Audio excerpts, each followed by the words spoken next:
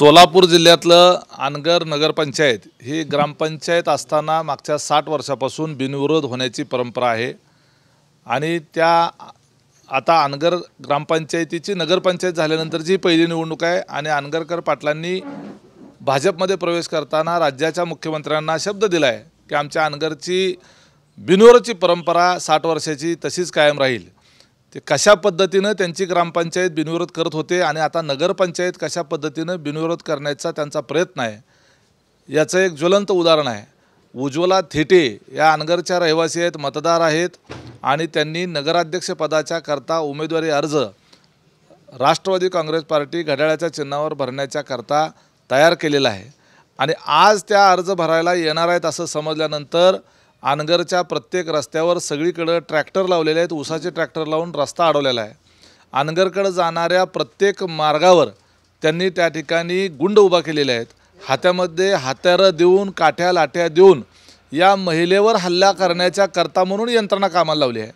आज मोहोळमध्ये मी जिल्हाध्यक्ष आहे पक्षाचा, माझ्या कार्यालयाच्या बाहेर इथं अर्ज भरण्याची प्रक्रिया चालू असताना माणसं त्या ठिकाणी पाठलाग करायला पाठवलेले आहेत। जिथं ॲफिडेविट करायला जात आहेत त्या ॲफिडेविट तिथं करता येऊ नये अशा पद्धतीची त्या ठिकाणी व्यवस्था केली जाते आहे। म्हणजे अशा पद्धतीनं उमेदवारी अर्ज भरायला जाणाऱ्या उमेदवाराला अर्जच भरू द्यायचा नाही, अशा मग ती निवडणूक बिनविरोध अशा पद्धतीनं 60 वर्ष यांनी केवळ ज्यांना उमेदवारी अर्ज भरायचा आहे त्यांना अर्जच भरू द्यायचा नाही अशा पद्धतीनं अशी मोडस ऑपरेंटी वापरून त्यांनी बिनविरोध केलेली आहे। उज्ज्वला थेटे आमच्या आता त्या उमेदवार आमच्या ज्या आहेत त्या सोबत आहेत, त्यांना सकाळपासून आणि कालपासून ह्या सगळ्या गोष्टीचा अनुभव येतो आहे।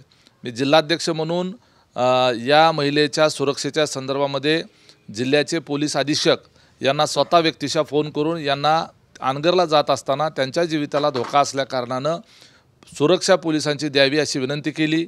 ॲडिशनल एसपींना त्या ठिकाणी विनंती केली। संबंधित उमेदवाराने स्वतः 8 दिवसापूर्वीच मी अर्ज भरणार आहे आणि मला जात असताना माझ्या जीवाला धोका आहे, त्या कारणामुळे त्या ठिकाणी जात असताना मला पोलीस संरक्षण दिलं जावं असा विनंती अर्ज लेखी स्वरूपात दिला आहे। त्याच्यानंतर मी स्वतः मोहोळचे पोलीस निरीक्षक यांना देखील त्या ठिकाणी बोललेलो आहे आणि असं असतानाही पोलीस अजिबात कोऑपरेट करायला तयार नाहीत। तिथले निवडणूक निर्णय अधिकारी यांच्याकडं जे मोहोळचे तहसीलदार आहेत राजेंद्र सचिन मुळीक हे अनगर नगर पंचायतीच्या निवडणुकीचे निवडणूक निर्णय अधिकारी आहेत। कालपासून मी त्यांना स्वतः फोन करतोय, मी पक्षाचा जिल्हाध्यक्ष आहे। आता हे सगळं मी अजितदादांच्या तर कानावर घालणारच आहे, परंतु या मीडियाच्या माध्यमातून कशा पद्धतीनं मुस्कटदाबी या ठिकाणी होते आहे, त्या तहसीलदारावर निवडणूक निर्णय अधिकाऱ्यावर किती दबाव आहे। यांना शौचालय असल्याचा दाखला पाहिजे मुख्याधिकाऱ्याकडनं, शौचालय असल्याचं त्यांचं स्वतःचा गावात बंगला आहे, शौचालय घरातच आहे, फक्त त्याचा दाखला जोडायला लागतो। हा दाखला त्यांना काढण्याच्या करता मुख्याधिकाऱ्यांना स्वतः आमदारांनी फोन केला, आम्ही स्वतः फोन केला, त्या संबंधित महिलेने फोन केला, मुख्याधिकाऱ्यांनी होय म्हणून सांगूनसुद्धा त्या ठिकाणी शौचालयाचा दाखला अद्यापपर्यंत दिलेला नाही। या कारणाच्या करता जिल्हाधिकारी सोलापूर यांना त्या ठिकाणी कळवलं। जिल्हाधिकाऱ्यांनी स्वतः मुख्याधिकाऱ्यांना सांगितलं की त्यांना जे आवश्यक आहे ते कागदपत्र उपलब्ध करून द्या।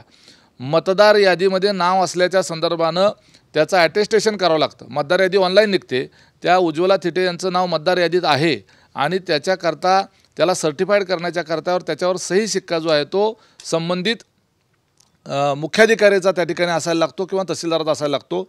तो सही शिक्का देण्याच्या करतासुद्धा या लोकांनी एक प्रकारे नकार दिलेला आहे।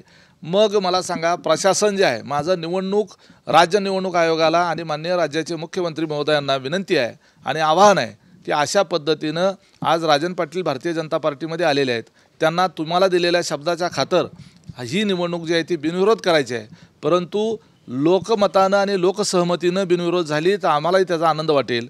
परंतु अशा पद्धतीनं माननीय मुख्यमंत्री महोदय मुस्कटदाबी करून आणि एका महिलेला त्या ठिकाणी साधा दाखला मिळू द्यायचा नाही आणि त्याचबरोबर तिच्या मतदार असल्याच्या संदर्भानं तहसीलदारांनी सही करायची नाही आणि कलेक्टरचं सुद्धा यंत्रणा ऐकत नाही, एस पीचं यंत्रणा ऐकत नाही, पोलीस संरक्षण दिलं जात नाही।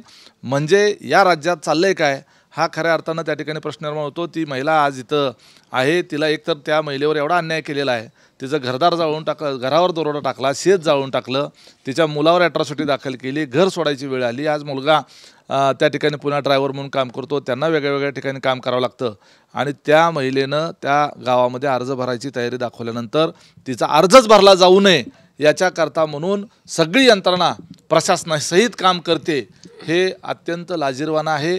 नगरपंचायतीसारख्या निवडणुकीमध्ये असं घडत असेल तर याची दखल राज्याच्या मुख्यमंत्र्यांनी घेतली पाहिजे आणि राज्य निवडणूक आयोगाने घेतली पाहिजे आणि संबंधित निवडणूक निर्णय अधिकारी जे कोणी असतील त्यांना ताबडतोब निलंबित केलं पाहिजे। कारण हे निवडणूक निर्णय अधिकारी आज ही निवडणूक एका व्यक्तीची निवडणूक बिनविरोध व्हावी म्हणून स्वतः निवडणूक निर्णय अधिकारी त्यांचा कार्यकर्ता असल्यासारखं जर काम करत असतील तर याच्यावर त्या ठिकाणी त्यांच्यावर कारवाई झाली पाहिजे आणि उद्या जर या महिलेच्या संदर्भानं कुठला अनुचित प्रकार घडला तर याला जिल्ह्याचं पोलीस प्रशासन आणि त्याचबरोबर संपूर्ण यंत्रणा त्याला जबाबदार असेल। राष्ट्रवादीचा जिल्हाध्यक्ष म्हणून मी त्यांना माझ्या पक्षाचा EB फॉर्म आत्ताच दिलेला आहे। आमच्या पक्षाच्या त्या नगराध्यक्ष पदाच्या अनगरच्या उमेदवार आहेत, लोकशाही मार्गाने त्यांना अर्ज भरू दिला गेला पाहिजे। जर त्यांचा अर्ज भरला गेला नाही तर याच्या संदर्भानं याचं उत्तर राज्याच्या मुख्यमंत्र्यांना कदाचित द्यावं लागू शकतं आणि राज्य निवडणूक आयोगाला देखील त्या ठिकाणी निपक्षपाती निवडणुकीचं जे घोषवाक्य सांगितलं जातं त्याच्यावरच त्या निमित्तानं क्वेश्चन मार्क तयार होऊ शकतं। आता एक लक्षात घ्या, ही स्थानिक पातळीची निवडणूक आहे, राज्यामध्ये आम्ही सत्तेमध्ये आहोत। आता इथली निवडणूक आमच्या विरुद्ध भारतीय जनता पार्टी असं निवडणूक आहे, मग भारतीय जनता पार्टीनं लोकशाही मार्गाने ती निवडणूक लढवायला कुणाचाही विरोध असण्याचं कारण नाही। प्रत्येकाला निवडणूक लढवण्याचा अधिकार आहे, त्यांनाही आहे, आम्हालाही आहे, परंतु ती निपक्षपाती पद्धतीने आणि मोकळ्या वातावरणामध्ये ती निवडणूक झाली पाहिजे। तशी अनगर नगरपंचायतीच्या संदर्भानं होताना दिसत नाही। दहशत माजवून गुंडागर्दी करून रस्त्यावर गुंड लोक उभा करून उमेदवारी अर्ज भरायलाच माणसं येणार नाहीत। ऑनलाईन अर्ज भरला तरीसुद्धा त्या ठिकाणी EB फॉर्म जो आहे तो प्रत्यक्ष कार्यालयामध्ये जाऊन द्यावा लागतो, तिथं रजिस्टरवर सही करावं लागते, नाहीतर अजून पसरवतील असं की ऑनलाईन अर्ज भरल्यानंतर तिथं जायची काय गरज आहे। ऑनलाईन अर्ज भरल्यानंतर सुद्धा त्या ठिकाणी कार्यालयामध्ये जाऊन उमेदवारांनी स्वतः त्या ठिकाणी EB फॉर्म सबमिट करायचा असतो, त्याकरता तिथं जावंच लागतं। म्हणजे त्या कार्यालयातच नाही आलं उमेदवार तर यांची निवडणूक बिनविरोध होणार। अशा पद्धतीनं जर निवडणूक बिनविरोध होणार असेल तर राजन पाटील यांनी मोकळ्या काय म्हणायचं त्याला ह्याच्यात हे करायची वेळ आहे। मी पुढचं काही बोलणार नाही, परंतु त्यांच्यासाठी ताटमानेनं आमची ग्रामपंचायत बिनविरोध आम्ही करून दाखवली हे त्यांना म्हणायचा अधिकार नाही। एका विधवा महिलेला अर्ज भरायला येताना तुम्हाला 500-500 गुंडांची फौज उभा करावी लागते, याच्यामध्येच तुम्ही किती शूरवीर आहात हे त्यातून दिसतंय।